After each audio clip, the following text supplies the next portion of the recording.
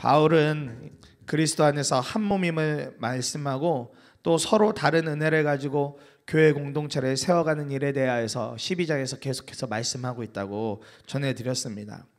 하나님의 은혜로 말미암아 이 세대를 본받는 것이 아니라 오직 그리스도, 예수 그리스도를 높이며 살아가는 삶의 방식에 대해서 사도 바울은 계속해서 이 로마서 12장 이후에 이야기를 하고 있는데, 이것이 바울이 그리스도인으로서 내가 하나님을 믿는 사람으로서 추구했던 삶의 모습이었기 때문에 더 간절한 마음으로 그렇게 권면하고 이야기를 하고 있는 것입니다. 어제 본문의 말미였던 6절에서 12장 6절에서 8절에 보면 은혜의 분량, 믿음의 분량에 따라 각자가 가진 은사의 다름이 있을지라도 그리스도 안에서 하나가 되어야 함에 대해서 어제 말씀을 전했습니다. 그리고 나서 바로 오늘 9절 10절로 넘어와서는 사랑에 대하여 말하고 있습니다. 각자 다른 은사를 가지고 신앙생활하지만 하나가 되어야 된다라고 말한 후에 사랑에 대해서 바울이 이야기를 합니다. 섬김과 가르침, 권면과 나눔, 지도와 자선의 시작이 모두 사랑에서 출발해야 하기 때문에 그렇습니다. 특히 로마서 12장 9절 이하는 사랑에서 파생이 되어진 삶의 여러 방식을 나열하고 있습니다. 그걸 오늘부터 이제 금요일까지 나누게 될 터인데, 올 한 해를 마무리하면서 우리가 무엇을 리셋해야 될까, 무엇을 다시 한 번 더 재조정해 봐야 할까 했을 때 우리의 사랑을 한번 점검해 보시고, 난 올해 얼마나 사랑했을까, 난 올해 얼마만큼 하나님을 사랑하고 내 주변에 있는 사람들을 사랑했을까를 점검해 보시고, 내년도는 더 많이 사랑할 수 있는 사람들로 오늘 믿음의 결단이 있기를 간절히 소망하고 축복합니다. 처음으로 우리가 함께 기도하고 싶은 것은 사랑에는 거짓이 없어야 된다는 겁니다. 거짓이 없는 사랑을 우리가 해야 된다. 9절 말씀에 보면 사랑에는 거짓이 없어야 합니다. 악한 것을 미워하고 선한 것을 굳게 잡으십시오 말씀하고 있어요. 사랑에는 거짓이 없어야 되는데 악한 것을 미워하고 선한 것을 붙잡으라 이야기합니다. 여기서 사랑에는 거짓이 없어야 한다는 말씀을 문자 그대로 번역한다면 위선 없이 속임 없이 그렇게 사랑하라는 것입니다. 요즘 우리가 세상 속에서도 사랑이라는 말을 많이 하고 교회 안에서도 사랑이라는 말을 참 많이 하지만 그것이 진실하지 못해서 겪는 많은 어려움들을 보게 되어집니다. 때때로 가정이 깨어지기도 하고 직장 안에서 여러 마음의 불편함들이 일어나기도 하고 또 교회 안에서도 어려움을 겪기도 합니다. 사랑이라는 말의 의미를 우리는 잘 알고 있죠. 예수님의 사람 제자훈련 책에 보면 사랑을 이렇게 말합니다. 나의 모든 것을 다 주어도 아깝지 않은 것, 그것이 사랑이라고요. 내가 가지고 있는 모든 것을 다 나누어주고 모든 것을 다 희생해도 아깝지 않은 것, 그것이 사랑이라고 정의를 내려주고 있고, 이것이 바로 성경이 말하고 있는 사랑인 것입니다. 그리고 그 사랑을 보여주시는 분이 바로 예수 그리스도이신 것이죠. 제가 어려서부터 청년 시절까지 다녔던 교회는 한때 제가 살던 지역에서 정말 성도들 안에 우애와 사랑이 소문이 날 만큼 아주 그런 좋은 교회였었습니다. 물론 지금도 좋은 교회이지만요. 그런데 어느 주일에 제가 이제 신학교를 좀 늦게 들어갔는데 그 이제 신학을 하기로 결정하고 이제 얼마 안 남았을 때 어느 주일에 교회가 두 쪽으로 나눠지는 아픔을 그냥 현장에서 경험하게 됐습니다. 사실 그날 제가 받았던 충격은 그렇게 늘 보면 서로 웃고 서로 장난치고 또 함께 기도하던 성도님들의 입에서 거칠고 험한 말들이 나오고 막 이런저런 성가대 가운 막 물건들이 날아다니는 것을 본 것이었습니다. 그때 막 신학을 뒤늦게 시작하려던 때였는데 정말 한동안은 참 힘든 시간을 보냈었습니다. 내가 봐왔던 성도님들은 이런 모습이 아니었는데, 내가 사랑했던 교회의 모습은 이런 모습이 아니었는데, 여러 고민들이 막 드는 순간들이 있었습니다. 사랑하는 여러분, 우리가 교회만 다녀서 사랑이 있는 것이 아니죠. 교회만 다녀서 사랑이 있는 것이 아닙니다. 예수님을 믿어야 거짓 없는 사랑을 할 수 있는 겁니다. 나를 사랑하신 예수님을 진짜 믿어야 나도 진짜 거짓 없이 사랑할 수 있는 것입니다. 예수님과 완전한 사랑에 빠져 있다면 함께하는 성도나 때때로 믿음이 없는 사람들도 사랑할 수밖에 없는 것입니다. 예수님이 우리를 먼저 사랑하셔서 이 땅 가운데 오셨습니다. 그리고 우리는 그 사랑에 대한 큰 혜택을 받은 사람들이죠. 그 혜택이 무엇입니까? 구원이라는 큰 혜택, 구원이라는 큰 선물을 받은 사람들이 바로 저와 여러분들입니다. 그러니 우리가 교회든 가정이든 직장이든 그 어디서라도 예수님을 진짜 사랑한다면 우리도 그 사랑의 마음을 가지고 모든 사람들을 만날 수 있어야 되는 것입니다. 만나는 사람마다, 함께하는 공동체의 사람들마다 오직 진짜 사랑을 해야만 하는 것이죠. 그것이 바로 십자가 사랑을 경험한 자들이 세상 가운데 흘려보내야 할 은혜인 것입니다. 하나님의 사랑을 받은 사람들이 세상 가운데에서 물꼬를 터줘야 될 일이 바로 이런 사랑인 것입니다. 김남준 목사님 책에서 저기 미국 인디언 중에 퀘추아족이라는 이 부족에 대한 이야기를 해주셨는데 그들이 하는 이야기가 참 공감이 많이 되어지더라고요. 이 퀘추아족의 언어에는 성경에 나오는 아가페, 즉 어떤 희생적인 사랑, 하나님의 사랑을 표현할 수 있는 단어가 없었대요. 이 부족에게는 그걸 상응할 만한 단어가 없었답니다. 그래서 당시에 이 부족에 들어가서 열심히 성경을 번역하던 사람들, 선교사님들이 도대체 이 아가페, 하나님의 사랑을 어떻게 이 사람들이 이해할 수 있도록 이들만의 언어로 표현해 줄 수 있을까라고 고민하다가 아주 긴 낱말을 새롭게 만들 수밖에 없었다고 해요. 그래서 그 단어를 만들었는데 이것을 퀘추아족의 언어로 번역하면 이렇게 된답니다. 큰 긍휼을 몸으로 드러낸 거, 큰 사랑을 몸으로 드러낸 거, 그게 희생적인 사랑이다, 이렇게 표현을 했다는 겁니다. 아가페의 희생적인 사랑을 표현하는 말로 큰 긍휼을 몸으로 드러냈다라는 말을 만들게 된 것은 예수 그리스도의 사랑이 늘 그랬기 때문에 그렇습니다. 늘 긍휼과 사랑으로 우리에게 모든 것을 다 쏟아 부어주셨던 예수님의 사랑, 마지막에 죽음까지도, 십자가에 못 박혀 죽으심까지도 다 감당하셨던 그 사랑, 그걸 이렇게 표현할 수밖에 없었다라는 거예요. 이와 같은 사랑이 거짓 없는 사랑인 것이죠. 내 모든 걸 다 희생해줘도 아깝지 않은 것, 그것을 누구라고 구분짓지 않고 다 퍼줄 수 있다면 그것은 정말 거짓 없는 사랑일 것입니다. 그리고 그 흔적을 분명하게 예수님이 이 땅에 남겨두셨습니다. 그 예수님 사랑의 흔적이 바로 십자가이고 또 하나는 바로 저와 여러분들인 거죠. 예수님 사랑의 흔적을 우리가 그대로 가정에서, 직장에서, 교회에서, 삶의 터전에서 살아내는 겁니다. 그러면 거짓이 없는 거예요. 예수님이 나에게 해주셨던 것만큼 사랑할 수 있다면 우리는 정말 거짓 없이 사랑할 수 있는 것입니다. 계산하지 않은 정말 순전한 사랑, 그 사랑을 가지고 오늘도 사랑하는 성도님들의 가정과 직장과 또 세상의 여러 곳에서 하나님의 은혜를 흘려보내는 통로로 쓰임받으시기를 간절히 축복합니다. 두 번째로 기도하고 싶은 것은 그렇기 때문에 내 가족을 사랑하듯이 모두를 사랑하게 하소서입니다. 내 가족을 사랑하듯 모두를 사랑할 믿음을 부어달라고. 10절 말씀에 보면 형제의 사랑으로 서로 다정하게 대하며 존경하기를 서로 먼저 하십시오 말씀하고 있습니다. 형제의 사랑으로 다정하게 대하고 모두를 존경하라고 그렇게 말씀하고 있어요. 바울은 로마 교회 성도들에게 형제를 사랑하고 서로를 다정하게 대하고 존경하기를 서로 먼저 하라고 권면합니다. 이것은 교회 밖이 아니라 지금 교회 안에 한 울타리 안에서 같이 믿음 생활하고 있는 사람들을 향한 권면인 겁니다. 여러 주석들을 찾아봤는데 여기에서 서로라는 단어를 적어도 이 부분에서만큼은 교회로 한정 짓고 있다라고 대부분 많이 해석을 해 놓았더라고요. 그럼 이게 주님을 믿지 않는 자들 사랑하지 말라는 말인가?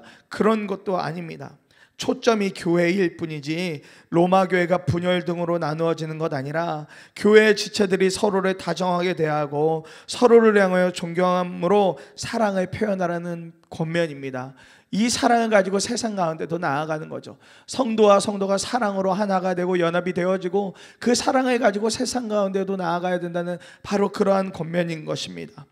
오늘 이 말씀은 로마 교회뿐만 아니라 바로 저와 여러분들에게도 동일하게 붙들어져야 할 말씀이라고 싶습니다.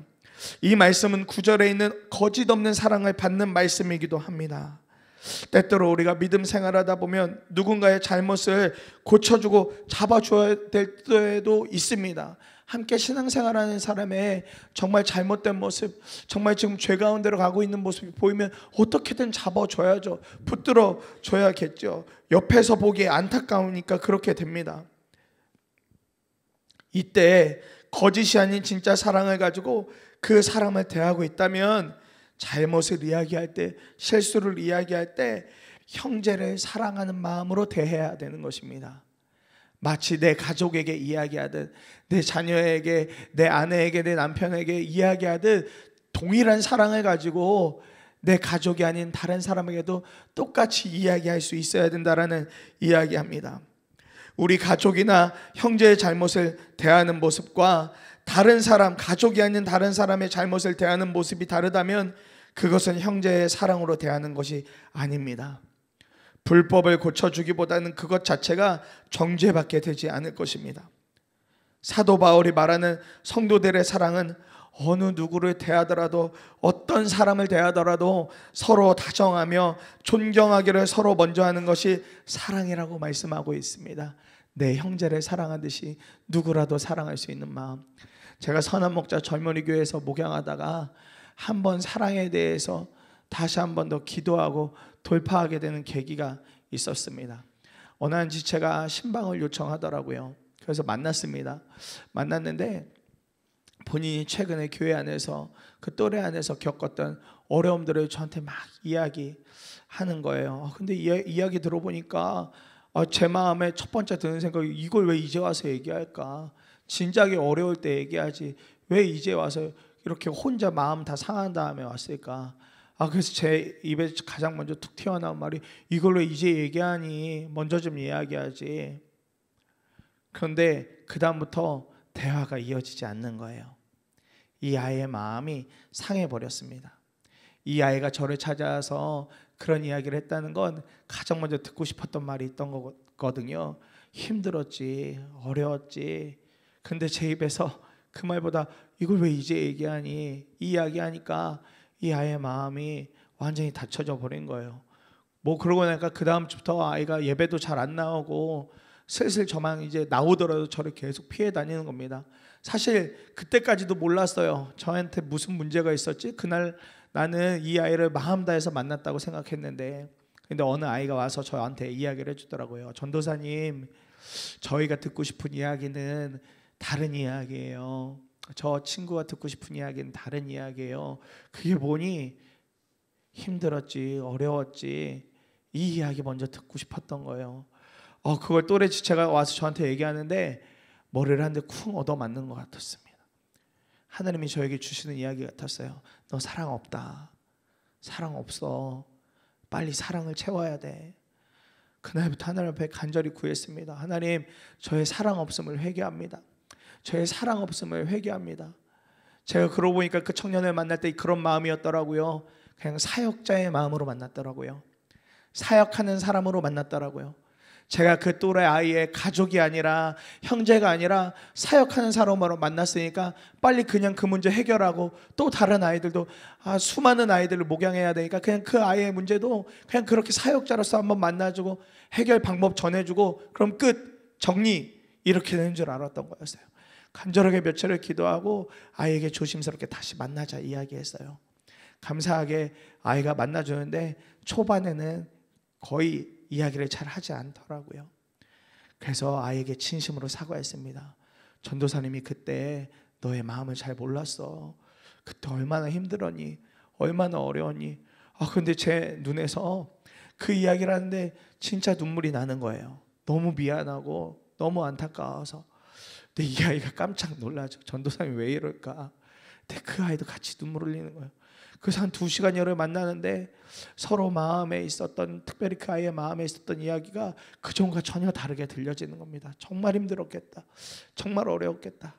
저에게 있어서는 목양 사역을 하는 데 있어서 큰 산을 하나 넘는 시간이었습니다. 그런데요, 신기한 건 그러고 나니까, 그렇게 사랑을 돌파하고 나니까, 제가 원래 되게 차가운 사람이거든요. 되게 차갑고 선도 잘 걷고, 근데 그러고 나니까 어떤 아이들을 만나서 신방하더라도 그렇게 신방 시간이 눈물의 시간이 되는 거예요. 남자애들을 만나도 그렇고 또 자매들을 만나서 신방해도 그렇고 신방할 때마다 눈물이 같이 나는 겁니다. 그런데 여기 와서도 그래요. 성도님들 어떤 기도 제목 듣고 나면 전화로 신방하다 보면 또 어느 분은 교회 못 나오시니까 전화 걸어서 기도라도 한마디 해주려고 하면 그렇게 눈물이 나더라고요. 제 마음이 바뀌어진 겁니다. 사역자로서 만났던 사랑이 아니라 정말 형제를 사랑하듯 내 가족으로 진짜 붙들어지고 여겨지니까 마음이 달라지더라고요. 이야기를 나누는 시간, 신방을 하는 시간이 다 달라지는 것을 경험하게 되었습니다. 하나님의 말씀은 심히 우리에게 부담스럽게 할 때가 있습니다. 특히 사랑하라는 구절을 보면 다 쉽지 않은 말씀들이세요. 어떻게 나와 다른 사람을 마음 다해서 형제로 여기며 사랑할 수 있을까? 어떻게 나랑 맞지 않는 사람을 사랑할 수 있을까 싶으실 것입니다. 저 역시도 이런 말씀 나오면 지금 그래도 조금 그 사랑에 대한 마음이 달라졌다고 해도 여전히 만만치가 않습니다. 이렇게까지 사랑할 수 있을까? 정말 이렇게 마음 다해서 사랑할 수 있을까? 질문이 생겨요. 그러면 피하고 싶기도 하고 도망치고 싶을 때가 많이 있습니다. 그런데 이것이 주님이 주시는 말씀이더라고요. 끝까지 사랑해라. 마음 다해 사랑해라. 그리고 주님은 이것이 우리가 행할 교회 안에서의 사랑, 또 성도와 성도들 간의 사랑이라고 말씀해 주고 있습니다. 유기성 목사님 우리 서로 사랑하자라는 책에 보면 컴패션의 서정인 목사님 이야기를 이렇게 실어 놓으셨어요. 어느 날 병원에서 서정인 목사님에게 전화가 오셨답니다. 골수 이식을 좀 해줄 수 있겠느냐고요. 그 전에 서정인 목사님이 골수 이식 하겠다고 이렇게 먼저 요청을 해놨던 게 있어서 병원에서 마침 맞는 사람이 있어서 골수 이식 해달라고 그렇게 연락이 오셨답니다. 당연히 그 전에 그렇게 결심했으니까 이렇게 골수 이식하는데 그만 골수 이식 이렇게 뼈에 구멍 뚫고 수술하다가 의료 사고가 일어난 거예요. 그래서 서정인 목사님이 한 5개월 동안 고생하시면서 정말 죽음을 목전에 둘 정도로 정말 큰 어려움을 겪으셨답니다. 그런데 감사하게도 건강하게 다시 건강을 회복해서 태어나실 수 있으셨대요. 그렇게 수시간이 지났는데 병원에서 한 번 더 연락이 왔답니다. 그 전에 골수 이식했던 아이가 다시 병이 재발했는데 한 번만 더 골수 이식 해줄 수 있겠느냐고. 골수 이식이라는 게 한 번 그 골수를 받게 되면 다른 사람에겐 받을 수 없다고 그래요. 서정인 목사님이 그때부터 고민이 되더랍니다. 그 전에 너무 고생을 많이 했는데 거의 죽음 직전까지 갔었는데 내가 이 일을 어떻게 할 수 있을까? 고민되니까 하나님이 아니라 주변 사람들에게 먼저 물어보기 시작하고 있더래요. 가장 먼저 아내와 가족들에게 물어봤는데 펄쩍 뛰더랍니다. 안 된다고. 그리고 같이 주변에 친한 사람들에게도 물어봤대요. 다시 골수 이식해달라고 연락 왔는데 내가 이걸 어떻게 해야 될까? 그랬더니 주변에 그때 너무 고생하지 않았냐고. 안 해도 된다고. 다른 사람 찾아보든지 하겠지. 목사님도 살아야지. 주변에서 다 그렇게 이야기하더랍니다. 그런데도 마음이 편치 않으시더래요. 왜냐하면 그 골수이식 받았던 분이 아이였거든요. 어린 아이였어요. 근데 서정인 목사님 사역이 아이들 살리는 사역이잖아요. 북한과 또 우리나라에 있는 아이들 섬기는 사역이잖아요. 계속 불편한 마음 가지고 저쪽 남미 에콰도르에 비전 트립을 가게 되셨답니다. 거기서 한 장로님 이렇게 만나서 식사하면서 또 그 이야기를 했다는 거예요. 제가 몇 해 전에 골수 이식 해줬는데 그 아이가 다시 재발해서 병원에서 다시 또 이렇게 해달랍니다. 장로님 제가 이거 어떻게 해야 될까요? 사실 목사님 마음에 이 질문하면서 이 장로님도 괜찮다고, 그만하면 그만해도 된다고 그 이야기 나올 줄 아셨대요. 그런데 장로님이 이야기를 다 듣고 나서는 하시는 이야기가 아주 단순하시더랍니다. 목사님 해드리세요. 목사님이 그거 아이에게 해주세요. 목사님이 그 이야기 듣는데 가슴이 철렁 내려앉으시더래요. 지금까지 자기 주변의 모든 사람들이 이제 그만해도 된다고, 안 해도 된다고 했는데 장로님이 왜 이러실까? 그래서 다시 여쭤봤대요. 아니 장로님, 저 그 전에 한 번 했다니까요. 근데 제가 이걸 또 해야 되는 게 맞는 거예요? 그때 장로님이 이렇게 얘기하시더랍니다. 저희 큰아이가 백혈병으로 죽었거든요. 제 자녀가 백혈병으로 죽었어요. 그 아이 부모의 심정은 말할 수 없이 힘들 겁니다. 목사님이 골수 이식을 해주시면 살고 죽고를 떠나서 그 아이와 부모에게는 하나님의 사랑을 전하는 기회가 되지 않을까요? 목사님 그 말 듣고 호텔방 돌아왔는데 가슴이 철렁 내려앉으시더래요. 너무 답답하더래요. 그러고 나니까 하나님께 기도하게 되시더랍니다. 그제서야. 그때 하나님이 목사님에게 말씀을 하나 주시는데 이렇게 말씀해 주시더래요. 만약 그 여자아이가 너의 친딸이었다면 넌 그 아이를 포기할 수 있겠니? 그 아이가 너의 친딸이라면 골수이식 받다가 사고 난 것 때문에 또다시 한 번 더 골수이식 못 해주겠니? 2번이고 3번이고 더 해줄 수 있지 않겠어? 설사 그것이 살아날 가능성이 1%밖에 되지 않더라도 말이야. 정말 망치로 머리를 한 대 맞는 기분이었답니다. 그 아이가 내 딸이었다고 하면 내가 이럴 수 있나? 그 아이가 내 딸이면 내가 지금 이런 고민하고 있을까? 하나님 또 말씀하시더래요. 그 아이가 너의 아이야. 그 아이가 너의 가족이야. 이렇게 말씀해 주시더래요. 결국 목사님 더 이상 못하겠다는 말 못하고 병원에 연락해서 골수이식 수술을 하셨답니다. 그런데 정말 감사한 것은 2번 골수를 받은 아이가 그 후로는 아주 건강하게 삶을 살아갔다라는 거예요. 이것이 형제를 다정하여 다정다감하게 끝까지 사랑하는 것입니다. 나의 가족처럼 여기면서 사랑하는 사랑이 바로 이런 사랑인 겁니다. 형제를 먼저 존경하는 사랑인 것이죠. 사랑은 여러분, 사랑이 쉽지 않습니다.